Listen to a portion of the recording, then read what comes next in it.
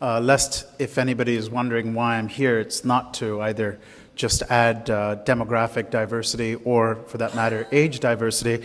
I'm here because Frank asked, where are the Indians? So, my name is Abhra Bhattacharjee. My family and I moved to Australia in general, and Adelaide in particular, in January of 2013 at the invitation of Scotch College Adelaide, which had appointed me to their staff. I still enjoy my work at Scotch College, and I still smile as I consider what they were thinking when they appointed a 38-year-old Indian who had lived in places like Kenya, Singapore, India, and who had taken on Singaporean citizenship a short time ago. What could he do to help the Scotch community understand and embrace a culture of philanthropy? Well, it's been 2 years and I'm still here, so I hope that it's going well. But when I do wonder about it, I do so very quietly, because in these 2 years I've learned a great deal about Australia, and today I'm very proud to be a permanent resident of this lucky country. It should not be very surprising to the many Rotarians in the audience that I'm here.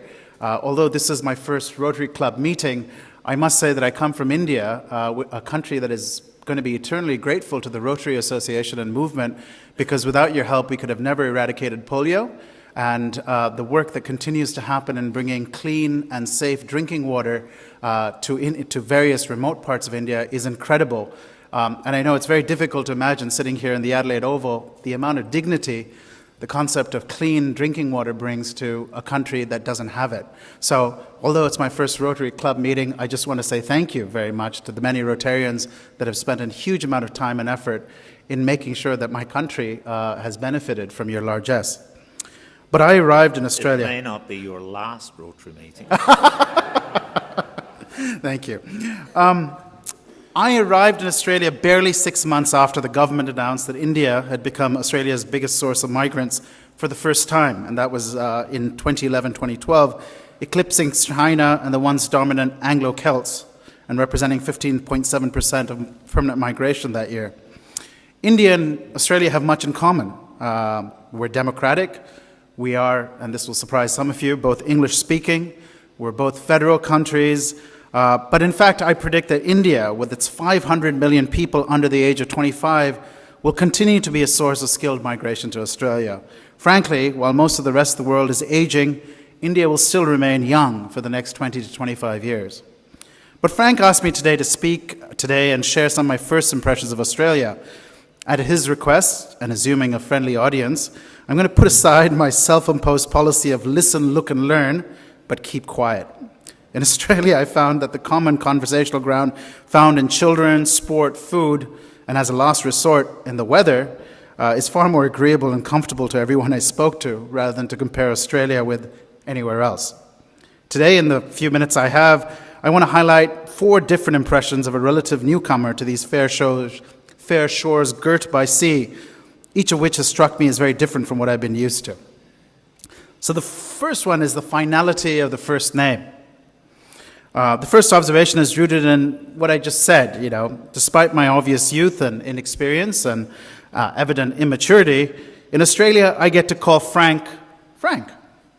Not Mr. O'Neill, as he'd be referred to in his home country, or Sir, as he would be the best that a brash youngster like me could refer to him in India or Singapore, but Frank. At this point, let me point out that Frank is truly distinguished, accomplished, and extremely learned.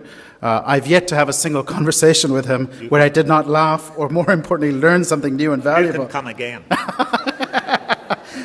But in Australia, none of his achievements or his white hair gets in the way of the egalitarianism. In Australia, we get to first names very quickly.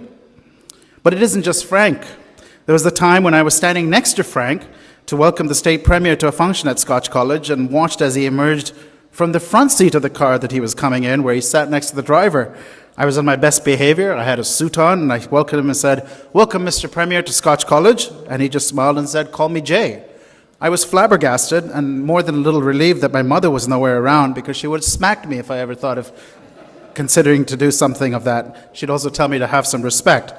So combine this with the vision of numerous Australians without shoes, strolling the streets shirtless or virtually in their underwear, which is particularly puzzling to those of us that have come from what was formerly known as a third world.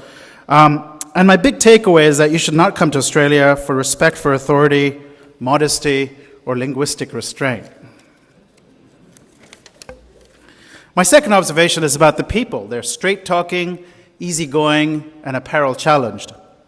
The next memorable impression I have is of a country of chatty, friendly people who are also prone to straight-talking, unembellished with niceties, and who don't seem to worry much about what they're wearing, or not wearing for that matter.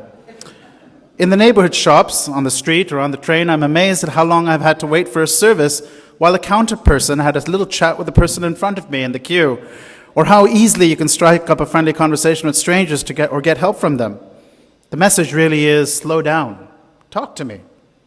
The same generous smiles are wheeled out in negative situations as well. There's a general acceptance, for example, that you, the customer, will not get upset because a counter person tells you with a sweet smile and a shrug, oh, sorry, we ran out of those last week, last month, last year, even though they're clearly listed on the stock list menu or on the catalog. Or the plumber or repairman who didn't keep his appointment but turns up 2 days later will beam broadly at you and say, yeah, sorry, mate, had a few things to do. This is a recurring scenario. Why get upset? My third observation is about the abhorrence of competition and commercialization. One thing that's never been altogether clear to me is whether or not Australians really want to make money. I'm remembering the barman on a Saturday night who said lackadaisically that he'd run out of half of his printed wine list the night before and was just coming to terms with how much his stock had run down. I said nothing, but I thought, is this the way to do business? Why not move heaven and earth the next day to restock the bar? Don't ask. Another endearing feature of this syndrome in Australia is a shopkeeper's willingness to send you up the road to his competitors, where he blithely tells you they'll have just what you're looking for and maybe cheaper too. Or the waiter's whispered advice, the fish isn't so good today. I wouldn't if I were you. This blunted economic drive and general lack of apology for it is part of Australia's charm, but I fear that it will also contribute to its economic downfall. We're all worried about the consequences of the end of the Australian automotive industry and its contribution to unemployment, but for a newcomer who reads the newspapers, it still takes real digging to discover that even with transportation costs and import duty, it's still $4,000 cheaper for Holden to manufacture a car in Thailand and import it here than to build it here. Clearly, the desire to make money, or at least to make profit, is consciously or subconsciously considered an evil reserved for the tall poppies, those shooting comets so successful that only their way forward is down in most Australian opinions. But in closing, I must reiterate how inadequate black and white statements are about any country or culture. The truth is, the truth is actually, in fact, honey-colored, not black and white when it comes to Australia. Australia's distinguished first ambassador to China, Stephen Fitzgerald, famously declared that this, honey-colored, will be the national skill color one day, thanks to Asian immigration and mixed marriages. The truth is that close to a quarter of Australia's 21 million people today were born outside Australia. If you include the Australian-born who have at least one overseas-born parent, the statistics for multicultural connections gets closer to 45%. At the start of the 21st century, 6% were born in Asia. And this is not to forget the more than 410,000 original first Australians, the Aboriginals.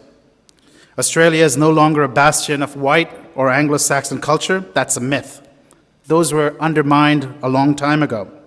Today, you're much more likely to see the Asian influx, Africans, Middle Easterns, Iranians, and so on and so forth. Australians are blessed with limitless capacity for self-mockery, which is always a healthy trait, but homebred intellectuals at times are far more critical than outsiders would be.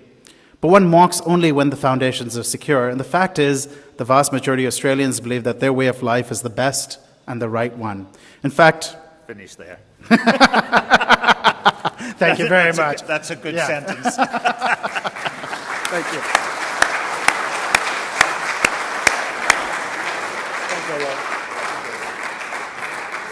Thank you, Abhra. What you're telling us is the competition to have a life in India is much more difficult than to have a life in Australia.